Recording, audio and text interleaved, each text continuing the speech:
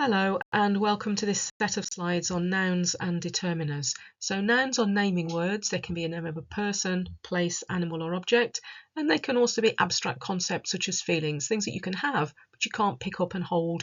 You can't go to a shop and buy them. So people could be teacher, farmer, police officer. Places, it could be the name of a country or the name of a place like a football field you could go to. Things, sky, leaf, house, desk, if you just look around you and just name things. And abstract nouns, courage, love, danger, anger. You can't actually pick up courage, but it is still a thing you can have courage. So there we are, broken down a little bit more there. And for the purposes of Key Stage 2 writing and SPAG, it's useful to talk about proper nouns, abstract nouns, pronouns and common nouns. And it's the common nouns, abstract nouns and pronouns that don't need a capital letter unless they're at the start of a sentence. So the proper nouns we can see there: Birmingham, Spain, Tuesday, Mr. Sadiq, Tom. The names of festivals or companies such as Google, or Wellington Road is the actual name of the road, all need capital letters. Abstract nouns, we've got a few more there. You can have compassion, you can have unhappiness, you can have knowledge, but you can't go to a shop and pick up knowledge. But can you have it? Yes. So it must be a thing you can have. If it's a thing, it's a noun. Common nouns, again, like I say, if you just look around you and you can list them. And then the pronouns, I've put I at the bottom. So pronouns, he, she, it, them, that's just some of the pronouns. And at the bottom I've put I because if you're talking about I in the first person, we do know that we have to use a capital letter for that. So there's just a few more examples. Now, capital letters are used for proper nouns. And as we've just looked at with the name of a road, if a proper noun has two parts to it, we use a capital letter for both parts. So it could be an ocean, it could be a river, it could be a road. The Atlantic Ocean is a vast expanse of water. But if we just say the ocean was a vast expanse of water, I'm not specifically naming the ocean. That's why it hasn't got a capital letter. The River Severn passes through Shrewsbury as it flows through Shropshire. So River Severn is the name of the river, and that's why it gets a capital letter for river and Severn. But if I just said the river passes through a town as it flows through the county, then I don't need to use a capital letter for river because I'm not naming the specific river. Pronouns can be used to replace nouns, and they're useful because they reduce the need to repeat nouns. So looking at this, you wouldn't write this. Jess arrived and sat in the chair. Jess took out Jess's book and started to read Jess's book because it's too much repetition. It just sounds wrong. Jess arrived and sat in the chair. She took out her book and started to read it. And what pronouns do is they can point you backwards and forwards as cohesion within and between sentences. So Jess arrived and sat in the chair. The pronoun she points us back to Jess. I know who you're talking about. That's Jess. That she is Jess. She took out her book and started to read it. So I've got another noun here, book. And instead of repeating and started to read the book, I can say and started to read it. So it points backwards again to the noun that was already mentioned. And so you can see that we've got sentence cohesion between the first and the second sentence with the pronoun she, and then within the sentence you've got cohesion from it pointing back within the sentence to book. So when we talk about cohesive pronouns, that's what's meant by them. Determiners are used to modify nouns and give further details about the noun. So I could say I ate my sandwich. So I'm indicating through my that belongs to me. And you can put my at the beginning. My sandwich is delicious. So my is a determiner because it comes before the noun sandwich and it modifies and it tells us more information about whose sandwich that is. This sandwich is delicious. It could have a different determiner so long as we've got the determiner and we've got the noun. So there's my noun, there's my determiner. Determiner, noun in that combination. This sandwich is delicious. And his sandwich is delicious. Again, I've still got the noun sandwich, so the word that comes before it determines whose sandwich that is. His sandwich is delicious. So that's what a determiner does. And you can have lots of them. That's just a few examples. Your, his, my, your sandwich, his sandwich, my sandwich, our sandwich, this, that, their sandwich. So let's have a look at some of the type of questions you might have to answer. So circle the 4 nouns in the sentence. So let's have a look. The successful athletes were full of pride when they accepted their medals from the judges. So pretty straightforward here. I can see a determiner, the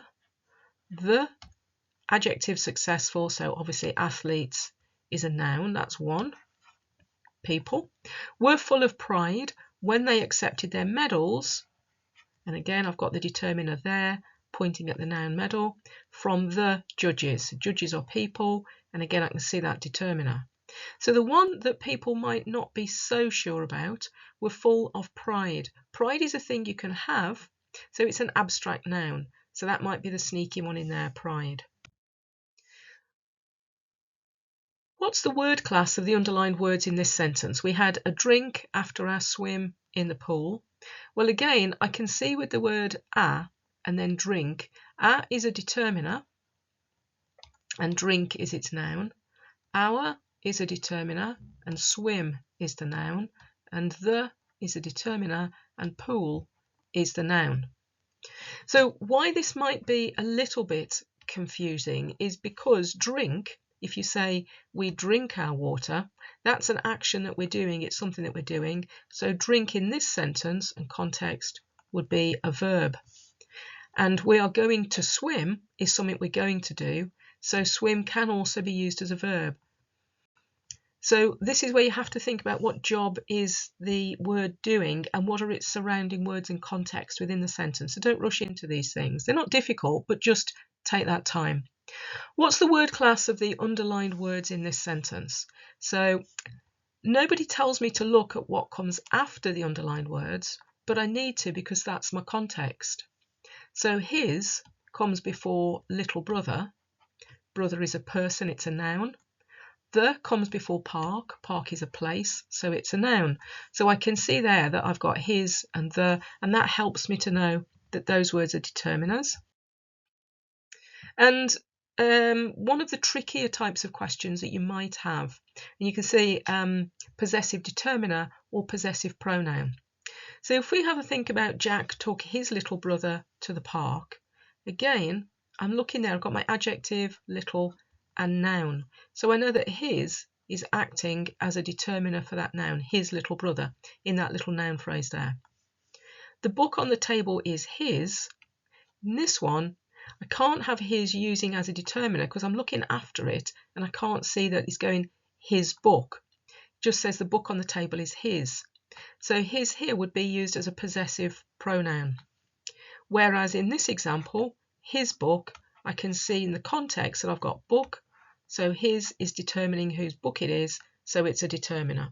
You don't need to know about possessive determiners necessarily, but you might need to know possessive pronouns. So that's useful to know. Which sentence here is using plant as a verb? So let's have a think. The recycling plant. Well, I can see there a determiner, and I can see determining the recycling plant, a place, because it was closed for the weekend. So I don't think plant there is going to be a verb. So I'm going to put across. When you're eliminating, put across at that side, because it's very tempting to start putting crosses in here, which isn't always a good idea. It doesn't make the clearest of answers. So leave that box over there clear and use the other side for your elimination. The children plant beans in the school garden. Now, I can see here the word the, but the is determining the children, so I'm not sure about that one, so I'll mark that one up. I remember to water my plant every day. My plant. There's my determiner, my plant, and plant is a thing that I water, that's a noun. The roses were growing in a plant pot, so a, looking before the underlined word, a thing, a plant pot, so I'm thinking that that now is a noun. So go back here. The children plant beans in the school garden. What do the children do? They plant, that's the action that they do. They plant beans, so that one would be a verb. And that amount of working out you might need to do, you might not need to do, but you've got plenty of time in the SPAG assessment. Circle the 3 determiners in the sentence. So all we've got to do is find some nouns and we should be able to locate the determiners. So I can have a kitten, paws are things that you can have, and a tight ball is what the black kitten thing that the kitten turns itself into. So let's see if finding the nouns has helped us to locate the determiners. The comes before kitten. It comes before the noun paws, so that's my determiner, and curled itself up into a tight ball comes before that noun. So the, it, and a would be my determiners there. So hopefully that's been useful, and there's other videos on other aspects of grammar on the Entrance Exam Tutor YouTube channel and website. So I hope that was useful. Not too long. Bye for now.